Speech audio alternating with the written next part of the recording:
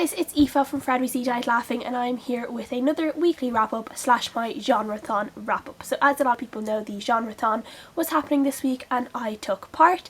And the first book I finished this week was Queer of Evil by Galbraith. I kind of read this for Genrethon and also for the TBR Takedown, which was happening last weekend. So it was kind of went through all of those readathons and I finished it late on Monday evening. So this is the third book in the Cormoran Strike novels, or it's Cormoran Strike series I should say, which is written by Galbraith, aka J.K. Rowling, and it is about a detective called Cormoran Strike, and in this book he has to investigate when someone sends a woman's leg to his office, and it just kind of goes from there. And this one was really good. I really enjoyed it. It was much darker, I felt, than the other two in the series, and it actually made me, there was some points where it was just so creepy and so dark, I actually kind of had to put it down for a little while and kind of just, you know, kind of get over what had just been, what I just read. And I've read like some other things that are really disturbing, like You by Caroline Kepnes, which is very dark and very kind of, really kind of gets to you, but I've never really had that moment where I'm kind of like, okay, like I think I need to just step back from this book for just like a few minutes, or, you know, go and have a cup of tea and leave it aside or whatever. And I really felt like that with this one. There were just some chapters that were just so creepy that like I was just like, I just couldn't handle it for a while. But overall I really enjoyed it. I felt like it was probably maybe a tiny bit too long, and then there were some things with his assistant, she kind of annoyed me at some parts as well, though I do generally as a character really like her. I think she's really interesting, but there were some parts where she was just being really stupid and like kind of going against things that, you know, Cormoran was telling her to do for her own safety, and she was just kind of not taking his advice, and I just felt like she was being really silly, so it just kind of irritated me. But overall I really enjoyed this book and I gave it a 4 out of 5 stars. The next book I finished was Why Not Me by Mindy Kaling. This is her second book, kind of like an autobiography I guess, and this one just kind of focuses more on her life as she was writing the Mindy project and kind of what came afterwards, after The Office and things like that. And she kind of talks about dating and about other things and like body image and how she feels kind of the glamorous side of Hollywood and how it's not so glamorous and things like that. And overall I really enjoyed it. I was a little bit disappointed that there wasn't as much like the Mindy project gossip, kind of behind the scenes gossip, as I felt there was with The Office in her previous book.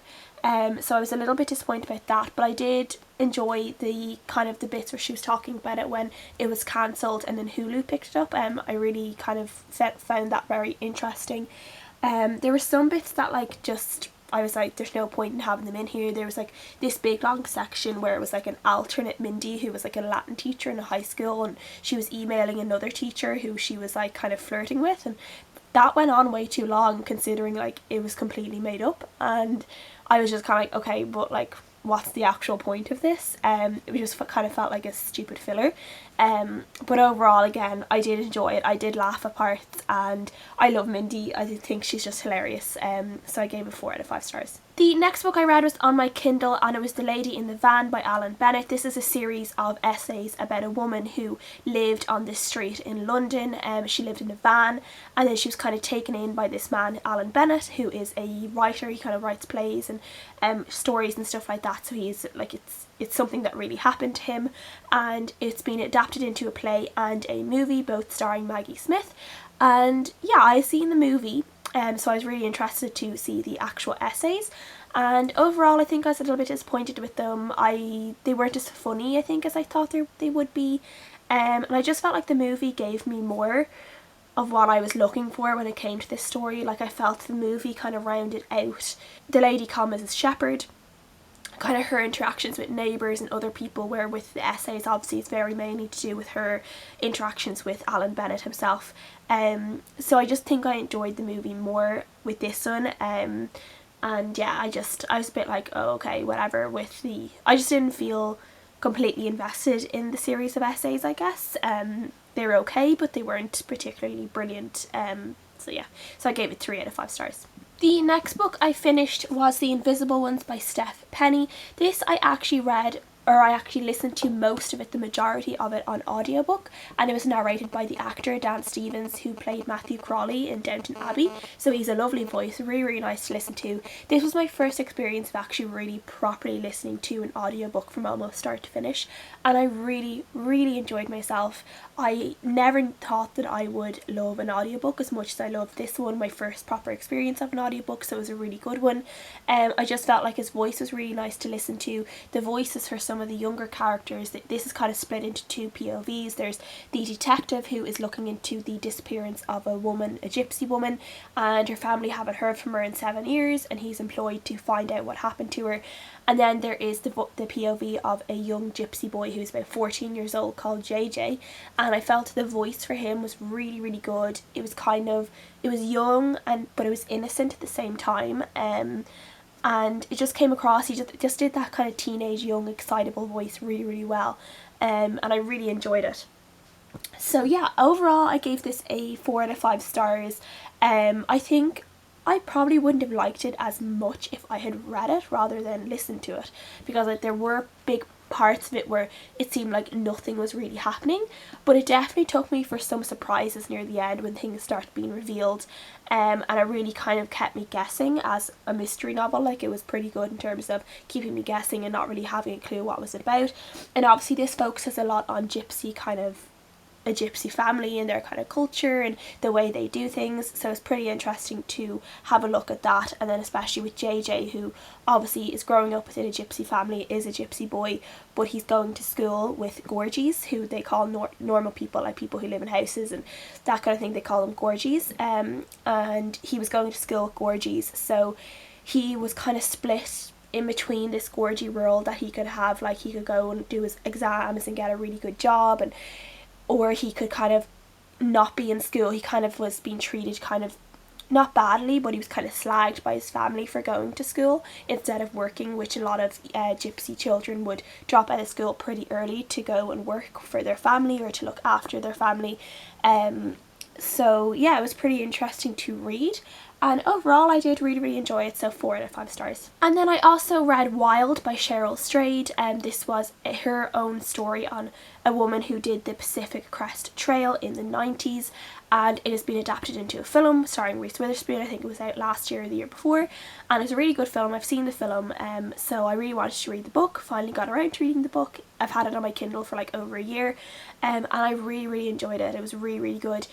I did something called the Camino de Santiago last year with my dad, which is like a walk in Spain, so I kind of hiked with my backpack for a week, like 4 to 5 days with my dad, so I kind of know that feeling of just walking and walking and walking and just waiting to kind of stop and have something, you know, you're gagging for that next place that you can stop, and you're kind of counting the miles or counting the kilometers, and that kind of feeling where, you know, you kind of forget everything else and it's just all about walking. It's all about the distance you've left, it's all about the distance you've already covered, and I really kind of felt like that. I just remembered my experience while I was reading her experience, so it was really good. There's definitely some parts where, you know, she kind of went into it with no experience, no kind of real planning, so you wouldn't really tell people to go with what she did because it wasn't like the best, you know, planning or whatever. She was kind of really lucky that she did come out of it like alive. But I really just loved reading to the story and really getting all those experiences and kind of really feeling myself get the urge again to do something similar, and it kind of makes you want to get up and go, and it kind of makes you feel like you can do something as well. So overall I really enjoyed it. It was a very raw, emotional read because the whole book is about a kind of her getting over the death of her mother and dealing with her own grief and kind of her own problems that came, how she dealt with her grief kind of ended up becoming problems in themselves. And yeah, it was really, really good, and I gave it 5 out of 5 stars. This book I read is a NetGalley book, and it was Your Voice Is All I Hear by Leah Scheier. This is a book about a girl whose boyfriend has schizophrenia, and is kind of how she is trying to help him deal with it, and how, you know, kind of trying to, I guess, teach her classmates and other people around her about mental illness and dealing with the stigma of mental illness as well. I kind of had expectations going into this book, and it fell flat of them, I think. I was really interested going in and reading about this kind of illness, because I've never read anything about schizophrenia before. I've read about kind of depression and suicidal intentions and bipolar disorder, but I've never read about schizophrenia. And while I think it was probably done well in terms of kind of showing his symptoms at the start of the book and seeing how it progressed and how it affected him and his family, there were just so many bits that really, really annoyed me about this book. I have a pretty lengthy review which I will link. I won't bore everyone by going into every single thing I felt was wrong with this book, but there was just some small bits, like the fact that April didn't really tell people, like his parents or teachers or counsellors, kind of the real issues that she was seeing in her boyfriend Jonah, and she was keeping it to herself, and she was like keeping his secrets, which was like facilitating his illness and making it worse, and it just really, really irritated me. And then again, there was another part where her teacher starts talking to her about his changes, behavioural changes in school, before the teacher has even talked to his parent. And I was like, that would never happen in real life, that a teacher would talk to another student about another student, and when it came to his kind of health or his behaviour at all, before talking to a parent. And it just felt like a big no-no to me. I just kind of irritated me a little bit.